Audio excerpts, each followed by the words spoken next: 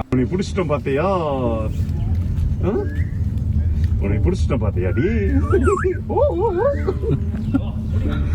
டேய் டேய் நோ நெல்சு, உன்னை பிடிச்சிட்டோம் பாத்தியா?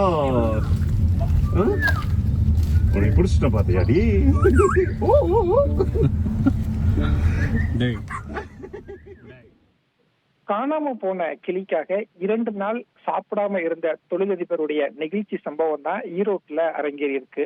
அதாவது ஈரோடு மாவட்டம் சித்தோடு பகுதியை சேர்ந்த தொழிலதிபர் தான் சதீஷ். இவர் மில்கி மிஸ்ட் நிறுவனத்துடைய உரிமையாளராக இருக்காரு. இவருடைய வீட்டுல ஆப்பிரிக்கன் கிரேப் பேரட் வகையை சேர்ந்த கிளி ஒன்றை வளர்த்துட்டு வராரு. இந்த கிளிக்கு நெல்சன் அப்படின்னு ஒரு பெயரையும் வச்சிருக்கிறாரு.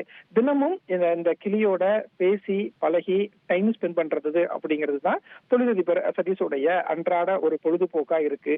இந்த சூழல்ல சமீபத்துல தொழிலதிபர் சதீஷோட வீட்டுல பெயிண்டிங் ஒர்க் நடந்திருக்கு. பெயிண்டிங் ஒர்க் செய்யறதுக்காக வீட்டுல வேலையாட்கள்லாம் வந்திருக்கிறாங்க.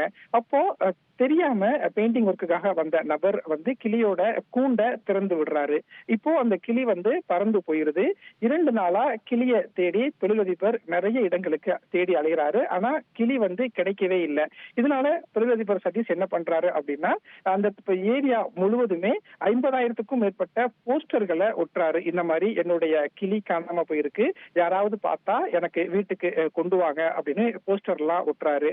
இந்த சூழல்ல ஒரு 3 கிலோமீட்டர் தொலைல மாரியம்மன் கோயில் இருக்கு. அந்த மாரியம்மன் கோயில்ல ஒரு கிளி மரத்து மேல அமர்ந்திருப்பதா தொழிலதிபர் சதீஷுக்கு தகவல் கிடைச்சதுமே தொழிலதிபர் சதீஷ் நேர்ல போய் பார்க்கிறாரு. அது இவர் வளர்த்த அந்த செல்ல பிராணி கிளியான நெல்சன் அப்படிங்கிற கிளிதான். கிளியை பார்த்த தொழிலதிபர் சதீஷ் அந்த கிளியோடு கொஞ்சி விளையாடிய காட்சி தான் இப்ப சமூக வலைதளங்கள்ல வைரல் ஆயிட்டு இருக்கு. அந்த வீடியோ தான் இப்போ நமக்கும் கிடைச்சிருக்கு.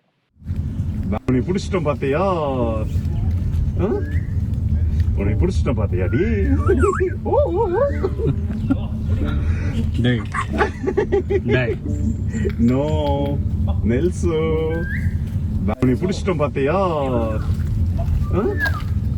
உன்னை பிடிச்சிட்டோம் பாத்தியா டி? டேய் உங்கள் தந்தி ஒன் தொலைக்காட்சியில் கர்ணன் தினமும் மாலை 5 மணிக்கு காணத் தவறாதீர்கள்.